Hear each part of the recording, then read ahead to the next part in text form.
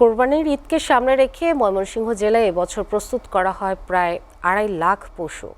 জেলার চাহিদার তুলনায় যা প্রায় ৫০,০০০ বেশি।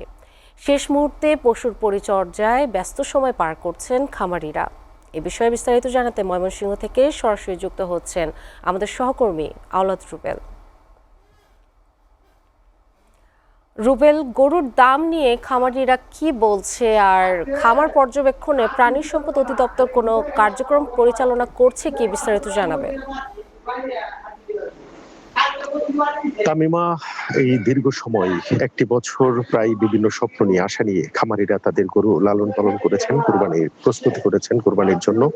এই মুহূর্তে যে গরুর দামটি রয়েছে, পশুর বিভিন্ন গরু, মহিষ, খাসির যে দাম রয়েছে, সে দাম নিয়ে তারা সন্তুষ্ট রয়েছে। কিন্তু পরবর্তীতে যখন ঈদ ঘনিয়ে আসবে, তখন যেন ভারতীয় আগ্রাসন, ভারতীয় এবং মায়ানমারের গরু বাংলাদেশে যেন অবাধে প্রবেশ করতে না পারে, এবং সেই ভারতীয় গরুর আগ্রাসনে যেন তাদের যে কাঙ্ক্ষিত গরু, যে বহু পরিশ্রম করে এই গরুটিকে প্রস্তুত করেছেন, পশুটিকে প্রস্তুত করেছেন, সেটার দাম যেন তারা ন্যায্য দাম থেকে বঞ্চিত না হয়, সেটাই তারা প্রত্যাশা করছে।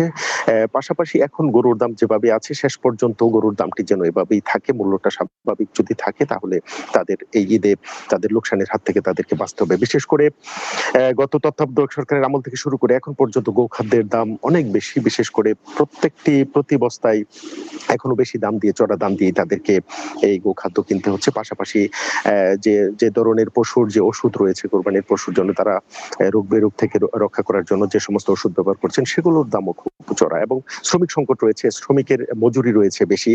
তো তারা আশা করছে শেষ পর্যন্ত কোরবানির ঈদের যে হাট, পশুর হাট যখন জমে উঠবে, তখন যে বাজারটা স্থিতিশীল রয়েছে, এখন যে অবস্থায় আছে, সেই অবস্থায় যেন থাকে এবং তারা যেন ন্যায্য দাম চায়, সেটা তারা প্রত্যাশা করছে। পাশাপাশি জেলা প্রাণী সম্পদ অধিদপ্তর আমাকে যেটা জানিয়েছে, ময়মনসিংহ জেলায় এবার 2,26,000-এর মতো পশু প্রস্তুত হয়েছে কোরবানির জন্য, যেখানে চাহিদা রয়েছে 1,81,000, প্রায় 45,000 পশু উদ্ধৃত রয়েছে।